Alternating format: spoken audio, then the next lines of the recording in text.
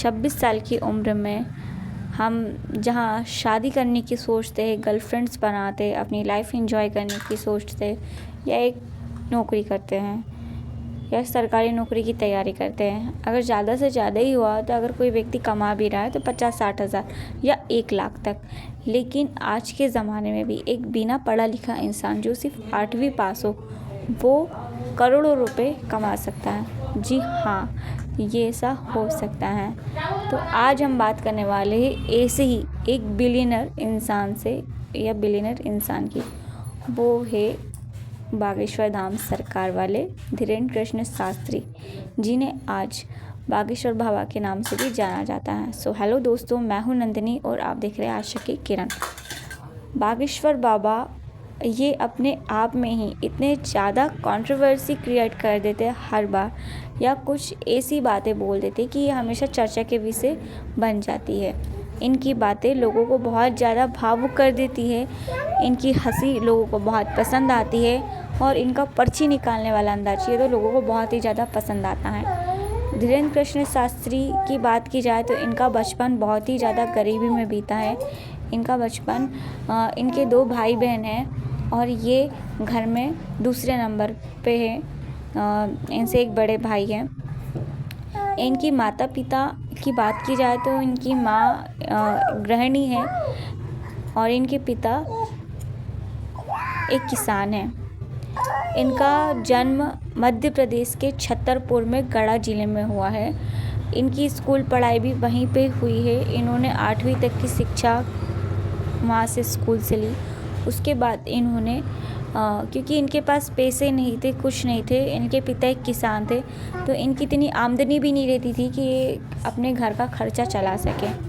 तब इन्होंने इनके दादाजी जो कि एक वहीं के अपने गांव के मंदिर में पुजारी थे, हनुमान जी के बहुत बड़े भक्त थे, तो उनके पास से जाया करते थे, उनके साथ बैठते थे।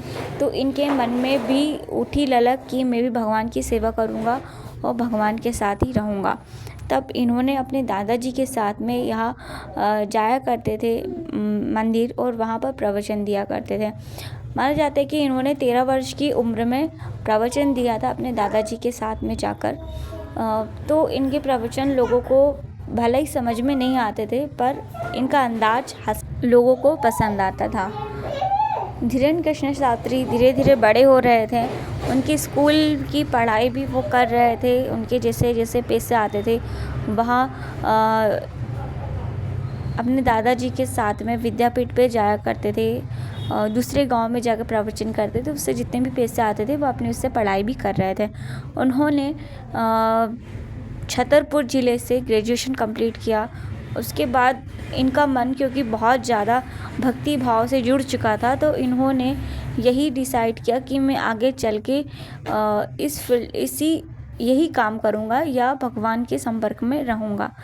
ये भी माना जाता है, एक और स्टोरी है कि ये छोटे से बच्चे थे 12-13 साल के, तब इनके दादाजी इन्हें रात में कहीं ले गए थे हनुमान जी के मंदिर।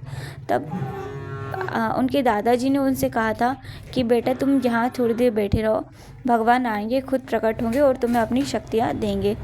तब इन्होंने एक बात ये भी कही थी एक इंटरव्यू में कि दादाजी मुझे जब वहाँ लेके गए तो वो वहाँ से एकदम से गायब हो गए। वो मुझे मंदिर में छोड़ के वहाँ उस जगह से गायब हो गए और वहाँ पर एक तेज प्रकाश, एक रोशनी आई जो मेरी आँखों को छुई और मुझे कुछ अद्भुत सा कुछ एहसास हुआ कि मानो साक्षात भगवान ने मुझे दर्शन दिए हैं।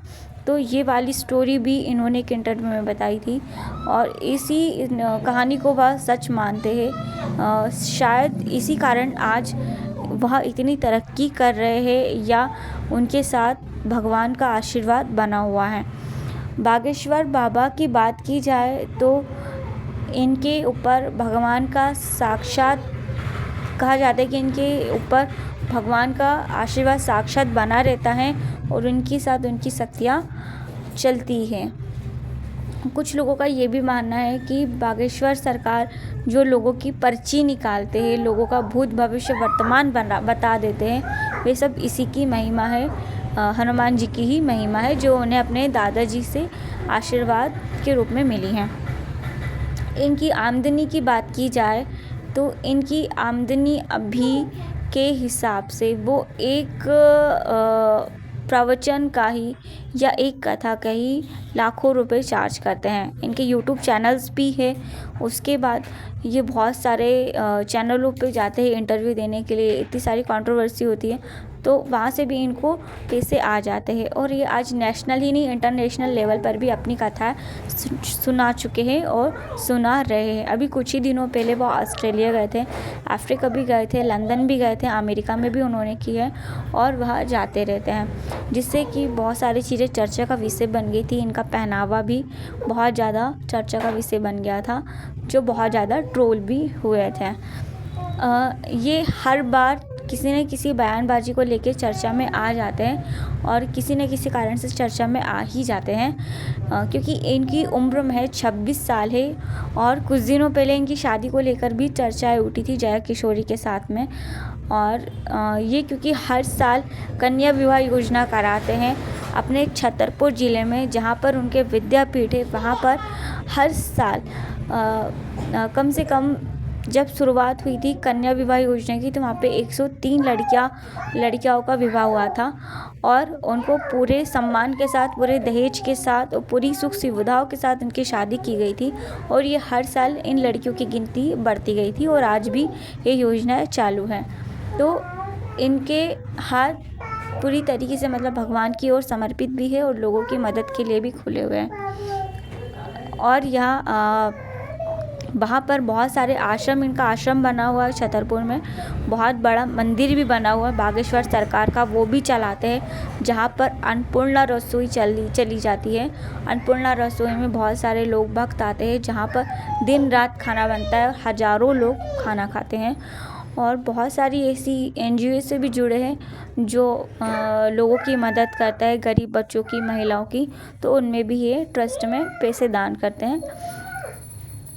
बागेश्वर सरकार की बात की जाए तो बागेश्वर सरकार आज जितने ज़्यादा चर्चा का विषय बने हुए हैं, शायद ही कोई बाबा इतना ज़्यादा या तो ट्रोल किया हुआ हो या चर्चा का विषय में बने हुए हो।